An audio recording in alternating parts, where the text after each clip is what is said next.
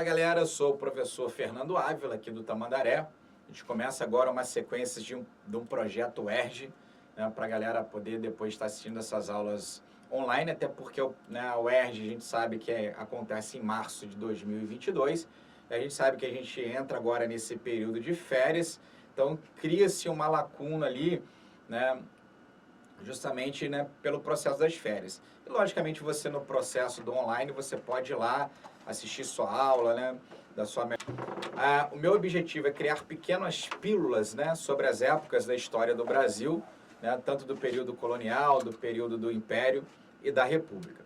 A gente começa hoje, né, pelo Brasil colonial. A professora Amanda, ela depois vai, né, conceituar esse processo de história geral. Tá? Mas vamos lá para o período colonial, então, da história do Brasil. Aqui eu coloquei no quadro, né, palavras-chave e contextos, né, desde a época da chegada dos portugueses até a sociedade aurífera, né, o chamado, né, época da mineração, o ciclo do ouro. Vamos começar então pelo período pré-colonial, né? A gente sabe que o período colonial, né, do Brasil ele vai de 1500 com a chegada aqui dos portugueses e vai até 1808 ali com a vinda da família real. O que a gente tem nesse primeiro conceito aqui? Por que período pré-colonial? Porque esses 30 primeiros anos foi um período da chegada dos portugueses, da oficialização, né, dessa terra, né, em nome de Portugal. Então, quando a esquadra, né, de Cabral chega aqui em 1500, eles tinham dois objetivos: oficializar a terra, né, em nome, né, do rei de Portugal, mas também abrir uma nova rota comercial para as Índias. Lembrar que, por exemplo, o Tratado de Tordesilhas ele era de 1494, portanto, 6 anos antes da chegada dos portugueses, espanhóis, né, e lusitanos, né, dividiram, né, esse novo mundo, ou um mundo, né, com aval da igreja, né, porque espanhóis e portugueses, porque eram dois reinos católicos. Então, entender que havia um interesse também religioso, né? Porque não só na economia, mas a igreja tinha um interesse também de captar novos fiéis, os fiéis desse novo mundo. Então, esse objetivo aqui de oficialização do território, né, ele foi cumprido pelo Pedro Álvares Cabral. Mas entender que por isso o nome pré-colonial, né, que a história denominou, porque não houve interesse do rei de Portugal em colonizar, né, de imediato, né, o território brasileiro. Então, o que a gente vai ter nesse período? Uma exploração litorânea, através das feitorias que os portugueses construíram, né? Fortes, fortalezas, né? Para se protegerem, né, de ataques indígenas, de ataques piratas, né, de invasões, e também para estocar, né, o pau-brasil. A gente vai falar já já do escambo. Então, nesse primeiro momento, essa colonização ela foi litorânea. Economicamente, né, nesses 30 primeiros anos, os portugueses descobriram uma madeira, inclusive a madeira que leva o nome do nosso país, o pau-brasil, que eles já conheciam da Ásia, já tinha esse nome lá, e daí então eles passam a explorar essa madeira num sistema de escambo com os indígenas. Depois a gente vai falar um pouquinho mais dessa relação, né, dos portugueses com os indígenas também, que é bacana para a gente falar da questão da cultura. Mas economicamente, né, o indígena ele cortava a madeira, né, para os portugueses, né, e carregava, né, até as feitorias, depois até os barcos, né, e os portugueses pagavam, né, ou trocavam, né, através desse processo de escambo, né, com objetos que a gente chama de quinquilharias, bugigangas, né, que eles davam para os indígenas, como faquinhas, maquiagem, roupa, espelho, né, que é o mais famoso desse, né, que está sempre nos livros de história, que a princípio, né, para os portugueses não tinham valor, né, por isso que a gente fala de bugiganga e quinquilharia, mas para o indígena eram objetos que tinham, né, um valor ali, até porque eles não conheciam. E aí, por exemplo, a própria imagem, né, que eles viam ali no reflexo de uma água turva na beira do rio, o indígena então passa a se enxergar, né, ver como ele realmente era. Tá? Então, e por que o pau-brasil, né, cara? Lembrar então que essa madeira soltava uma tinta avermelhada, que era excelente para tingir roupa, tingir tecido. Então Portugal pegava essa tinta, vendia para a indústria têxtil. Não é à toa que o vermelho do pau-brasil lá na Europa era também chamado de vermelho nobre, né, porque, né, quem comprava, né, peças, né, tecidos tingidos pela tintura, né, do pau-brasil, as roupas eram muito caras, né, os tecidos eram caros. Então daí associar com a nobreza, né, que tinha condições de comprar então essas peças. Falei que ia comentar um pouquinho desse choque cultural. Uma outra coisa que a gente tem que observar nesses 30 primeiros anos é o choque cultural entre os portugueses e os indígenas e vice-versa. Imagina lá, tá lá na carta de Pero Vaz de Caminha, né? Os portugueses chegando ali na praia, ali no Nordeste, ali mais ou menos onde é o, né, o litoral da Bahia, e vem de encontro esses portugueses um grupo de indígenas. Imagina o choque cultural para ambas as partes. Então a gente vai ter os portugueses, aparentemente, galera, nosso primeiro choque cultural, né, é o visual. Então, de um lado, você tem os portugueses de roupa, vendo os índios nus, e do outro lado, os índios nus, vendo os portugueses, né, com as suas roupas. Então, né, já começa por ali. Depois o tom de pele, né, o tom dos portugueses mais claro, dos indígenas mais avermelhado, até por conta da tinta que eles passavam na pele. Uma outra coisa, então, essa questão do próprio valor da tinta do pau-brasil, né, que para os indígenas eles passavam na pele como protetor solar, como repelente, até mesmo como estética. Depois o fator língua, né, a primeira forma, né, de comunicação por gestos, né, e depois, logicamente, entender que quando os portugueses passaram a conhecer os indígenas, né, esses indígenas eles eram poligâmicos, né? Os índios tinham várias esposas, eles eram politeístas, eles tinham vários deuses, enquanto os portugueses, né, diante da Igreja Católica, é monogâmico, né? Diante da Igreja Católica, ele é, né, monoteísta, a crença num Deus cristão. Então você começa esses embates, né, esse choque cultural entre os portugueses e os nativos. Lembrando também que algumas tribos nativas, elas eram antropofágicas, elas eram canibais. Mas havia também uma relação com a própria espiritualidade, porque eles acreditavam que comer a carne do inimigo, eles estariam absorvendo a força desse inimigo. Daí, então, os portugueses também chamaram os nossos indígenas de selvagens. Para muitos colonizadores, o mais importante nesse momento aqui não era o interesse econômico, mas o interesse de salvar essas almas dos indígenas nesse processo cultural, que automaticamente existe também uma assimilação cultural, né? Os europeus aprendendo os costumes nativos, até para conhecer o território, os nativos também aprendendo um pouco desse costume europeu, mas no final existe um processo de aculturação. A aculturação é um processo onde uma cultura ela é dominada por uma outra. No caso, os portugueses europeus dominam, então, culturalmente os indígenas, principalmente através da catequização dos padres jesuítas, que vieram, então, ensinar a fé católica para os nossos indígenas. Eram aproximadamente 5 milhões de indígenas que haviam, né, no território brasileiro. Tá? A gente segue caminhando, né, a partir ali do meados do século XVI, a gente começa a ter, então, o interesse, né, do rei de Portugal em colonizar o Brasil. Automaticamente, de início, né, ele não tinha, né, tanto dinheiro para investir. E aí, ele vai criar as capitanias hereditárias. Ele vai dividir o Brasil em 15 grandes lotes, faixas de terra, quinhões, que é citado em alguns livros, doados a donatários, uma média nobreza portuguesa, através da carta de doação e foral, eram os 2 documentos, e o objetivo do donatário era, ó, vem para o Brasil e vai explorar a terra. Você não pode vender, é hereditário, você pode dividir a sua capitania em 6 marias, né, em faixas de terra, doar quem for com você e tal, mas você não pode vender. No projeto no papel, cara, era bacana, mas na prática, né, foi um fracasso. Por quê? Era caro, porque o donatário às vezes tinha que bancar essa viagem, né, do próprio bolso, né, a coroa portuguesa não ajudava tanto. Era longo, né, cara, as viagens eram longas, 2, 3 meses, mar afora, até atravessar o Oceano Atlântico e chegar no Brasil. E os perigos, né, dos naufrágios, ataques piratas, e se chegasse aqui, os ataques indígenas também. A gente tem nos livros de história destaque para 2 capitanias, Pernambuco e São Vicente, muito por conta do ciclo do açúcar, aí sim nosso primeiro ciclo econômico. Tá? Nesse mesmo tempo, o rei de Portugal ele começa a organizar a política da colônia, criando os primeiros cargos políticos, né? Dentre eles o cargo maior, que era de governador-geral. A função do governador-geral era justamente administrar, ser o representante do rei na colônia. Ele cria 3 cargos auxiliares, né?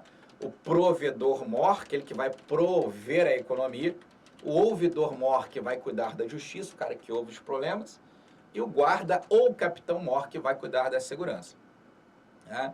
A gente tem alguns destaques para alguns governadores, né? O Tomé de Souza, por exemplo, que funda a primeira capital, Salvador, traz, né, uma leva de padres jesuítas para catequizar os nossos indígenas, né, sendo ele o primeiro. Mas nós tivemos aí, né, mais de, né, em torno de 17 governadores gerais ao longo da história do Brasil colonial.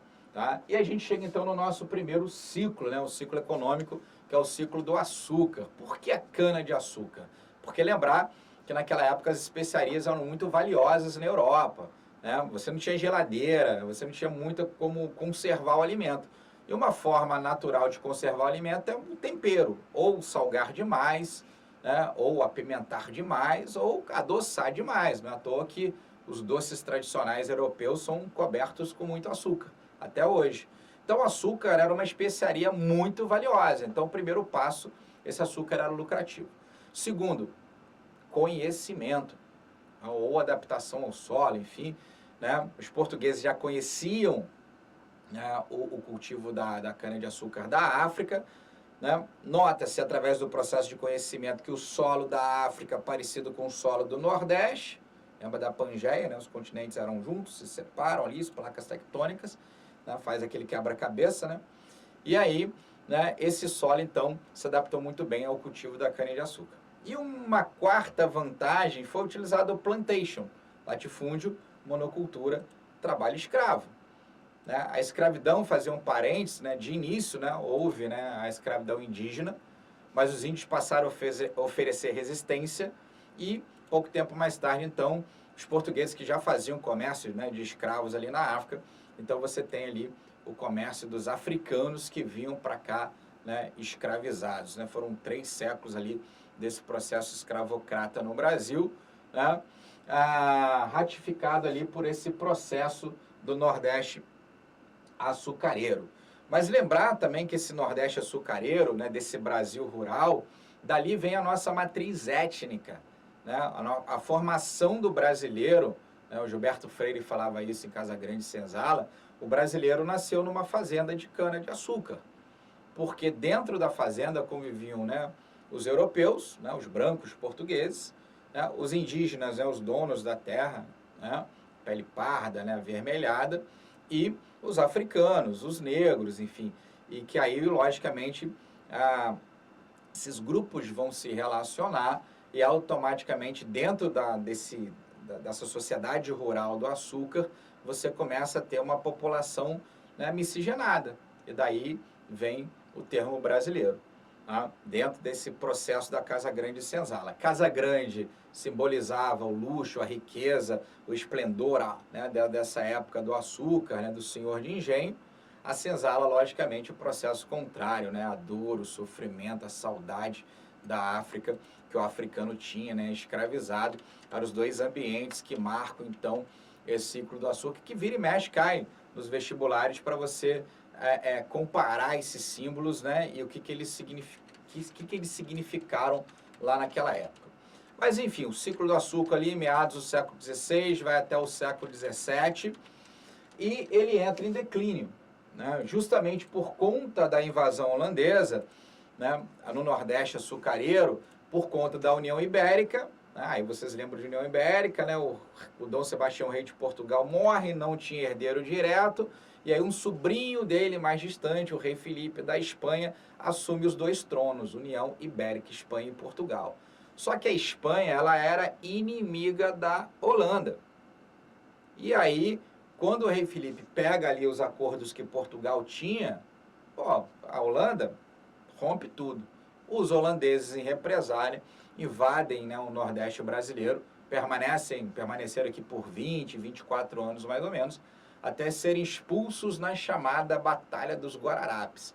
Aí a gente pode falar que se o brasileiro nasceu numa fazenda de açúcar, né, vamos colocar assim, né, a nossa matriz ética, agora o sentimento de brasilidade, eu sou brasileiro, veio com a expulsão dos holandeses do Nordeste açucareiro. Que automaticamente, se isso dá um sentimento de brasilidade, mas por outro lado, causa o declínio do nosso... Ó, disse declínio, não é que a produção de açúcar acabou. Isso já derrubou muita gente em vestibular, que a galera acha que acabou, né? Foi extinta a produção de açúcar. Não foi. Né? Lembrar que a Holanda, né, era parceira de Portugal porque ela refinava e transportava o nosso açúcar. Então havia esse interesse econômico, por isso que os holandeses invadem o Nordeste brasileiro. Mas nesse sentido, né, quando os holandeses, né, são expulsos daqui, do Brasil, do Nordeste, eles vão para as Antilhas, vão levar mudas de cana-de-açúcar, passam a cultivar a cana-de-açúcar, né, e produzir o açúcar nas Antilhas e a vender mais barato para a Europa. O preço do nosso açúcar e a qualidade não conseguiu acompanhar. E lembrar que ao mesmo tempo também ali no Caribe, né, os ingleses também passam a plantar cana-de-açúcar. Então a concorrência, né, de Portugal acabou aumentando, sendo que o açúcar, né, era, né, de uma qualidade um pouco menor, né, por conta desse refino, e aí dos ingleses, dos holandeses acabavam vendendo mais. Quando vem o declínio do nosso açúcar, né, o rei de Portugal, né, teve, né, a União Ibérica ali já tinha, né, enfim, acabado. O rei de Portugal, né, aí vem, né, a dinastia de Avis, né, que entra no poder da monarquia absolutista lá em Portugal. O rei precisava achar uma outra economia. Ao mesmo tempo, lembrar que quando, né, aconteceu a União Ibérica, não fazia mais sentido ter o Tratado de Tordesilhas, que foi substituído pelo Tratado de Madrid. Ora, não tem mais sentido Espanha e Portugal ter uma linha divisória dividindo o território americano, se agora os dois reinos são, né, unificados. Né? E aí o Tratado de Tordesilhas foi substituído pelo Tratado de Madrid, ou seja, fim, né, desse Tratado de Tordesilhas. Agora essas terras, né, no centro aí da América do Sul, era de quem chegasse primeiro, portugueses ou espanhóis. Né? Os portugueses no território brasileiro, eles conseguiram avançar mais em direção ao centro-norte, graças a essas figuras aqui, ó, os bandeirantes. Quem eram os bandeirantes? Eram os exploradores do território brasileiro, os caras que abriram os caminhos, até as drogas do sertão no Amazonas, levaram o gado para o sul. Né?